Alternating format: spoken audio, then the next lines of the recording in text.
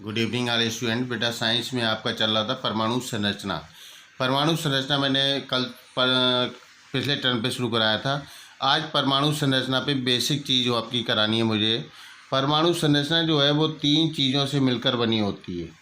परमाणु संरचना तीन चीज़ों से मिलकर बनी होती है, प्रोटॉन, न्यूट्रॉन और इलेक्ट्रॉन। ठीक है, प्रोटॉन, न्यूट्रॉन और इलेक्ट्रॉन। अब परमाणु का नाभिक, ये नाभिक है। नाभिक में कौन कौन से तत्व होते हैं? प्रोटॉन और न्यूट्रॉन। ठीक है, नाभिक में दो मूल तत्व होते हैं, प्रोटॉन और न्यूट्रॉन। ठीक है, अब बचता है आपका इलेक्ट्रॉनों की संख्या। इलेक्ट्रॉनों की संख्या का हम बनाते हैं इलेक्ट्रॉनिक विन्यास। इलेक्ट्रॉनिक विन्यास जो होता है वो नाभिक के बाहर होता है। पहली कक्ष, दूसरी कक्ष, तीसरी कक्ष, चौथी कक्ष।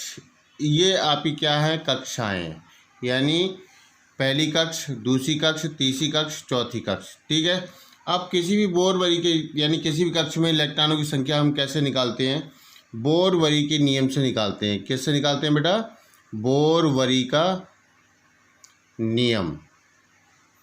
बोर-वरी का नियम का सूत्र होता है क्या? 2n² बराबर होता है 2n², जहाँ n क्या होती है? n होती है कक्षों की संख्या। ठीक है, n होती है कक्षों की संख्या। अब मान लीजिए सपोज पहली कक्ष में निकालना है तो प्रथम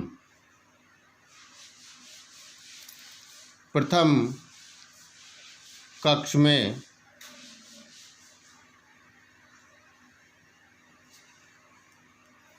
इलेक्ट्रॉन की संख्या, प्रथम कक्ष में इलेक्ट्रॉनों की संख्या निकालेंगे हम तो 2n² से निकालेंगे। n बराबर कितना है इसमें? 1। क्यों? क्योंकि पहली कक्ष है। तो कितना हो जाएगा? 2 और 1 का होल स्क्वायर। तो इसका मतलब हुआ 2 × 1 × 1 बराबर 1, यानी 2 एकम 2। पहली कक्ष में अधिकतम इलेक्ट्रॉन होते हैं 2। बोर-वरी के नियमानुसार पहली कक्ष में 2 इलेक्ट्रॉन होते हैं। अब हम निकालते हैं दूसरी कक्ष में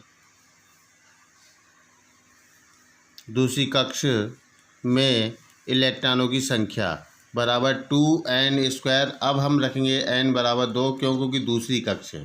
ठीक है, तो 2 ऐसे ही रहेगा और ये हो जाएगा 2 का होल स्क्वायर, यानी 2 ऐसे ही रहेगा। 2 × 2 यानी 2 दूनी 4, यानी 4 दूनी 8। दूसरी कक्ष में अधिकतम इलेक्ट्रॉन होते हैं 8।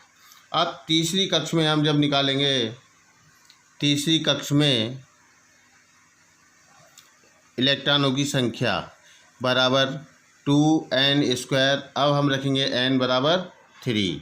तो क्या होगा? ये 2 ऐसे ही रहेगा बेटा, ये n की जगह पे क्या आ जाएगा? 3 का होल स्क्वायर। तो इसका मतलब हुआ 2 × 3 × 9। 3 का स्क्वायर का मतलब है 3 × 3, यानी 3 × 9।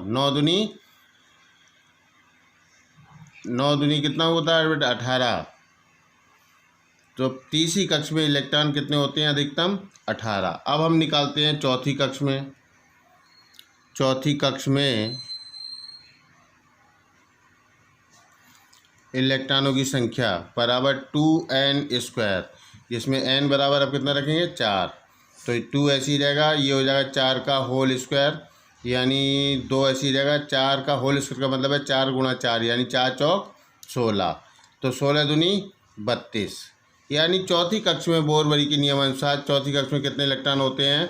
32। तो पहली कक्ष में कितने आए? अधिकतम 2, दूसरी में 8, तीसरी में 18 और चौथी में 32। ये बोर-वरी के नियमानुसार किसी कक्ष में इलेक्ट्रॉनों की संख्या होती है। अब मैं कुछ इलेक्ट्रॉनों की संख्या बता रहा हूँ आपको, उसका निकालना है आपको इलेक्ट्रॉनिक विन्यास।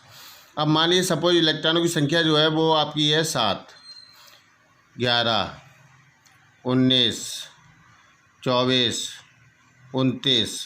यानी पहली कक्ष में 7 है इलेक्ट्रॉनों की संख्या। तो 7 इलेक्ट्रॉनों की संख्या है तो कितना होगा? किसी भी कक्ष में बोर-वरी नियमानुसार कितना होगा? 7 अगर इलेक्ट्रॉन की संख्या है तो पहली कक्ष में इलेक्ट्रॉन कितने होंगे? 2 होंगे। और दूसरी में कितने बचे? 8। लेकिन आपकी इलेक्ट्रॉनों की संख्या अगर हम दूसरी में 8 लेते हैं तो हमारा इलेक्ट्रॉन हो जाएंगे कितने? 8 और 2 10। लेकिन इलेक्ट्रॉनों की संख्या हमारी कितनी है यहाँ पर बेटा? 7। तो हमारे जो बचे हुए इलेक्ट्रॉन है वो दूसरी कक्षा में हो जाएंगे, यानी 2,5, यानी पहली कक्षा में इलेक्ट्रॉन कितने हो गए 2, दूसरी में हो गए 5। इसी प्रकार से 11 का हम निकालेंगे तो पहली कक्षा में कितने इलेक्ट्रॉन होंगे 2, दूसरी में कितने होंगे 8 और तीसरी में कितना होगा 1, यानी 2,8,1, यानी 2, 8, 10 और 1 11, यानी इलेक्ट्रॉनिक संख्या हमारी कितनी है 11। और ये हमारा इलेक्ट्रॉनिक विन्यास है, यानी 11 का कितना हुआ 2,8,1। अब तीसरी कक्षा में हमारे मतलब मान लीजिए सपोज इलेक्ट्रॉनों की संख्या कितनी है 19, इसका हमें निकालना है इलेक्ट्रॉनिक विन्यास। तो पहली कक्षा में कितने इलेक्ट्रॉन होंगे 2, दूसरी में 8, तीसरी में बोर-बरी के नियमानुसार 18 इलेक्ट्रॉन होने चाहिए। लेकिन बेटा 18 इलेक्ट्रॉन अगर हम यहाँ पर लेते हैं तो 18 और 10 कितने हो जाएंगे 28, तो इसलिए कितना आएगा फिर से 8 आएगा, 8, 8, 16, 2, 18 और 1 19, ठीक है। अब 24 का हम बनाएंगे 2, 8, 18 अगर हम ले लेंगे यहाँ पे तो हो जाएगा हमारा 28, तो फिर क्या आएगा 8 आएगा, 8 दूनी 16 और 10 7, 16 और 2 18 और आखिर वाले कितने इलेक्ट्रॉन बचे 6, तो 8, 8, 16, 8 तियाँ 24। अब 29 का हम निकालते हैं तो पहली कक्षा में कितने इलेक्ट्रॉन होंगे 2, दूसरी में 8, तीसरी में 18, 18 और 10 28, चौथी कक्षा में कितने इलेक्ट्रॉन बचे 1, ठीक है बेटा।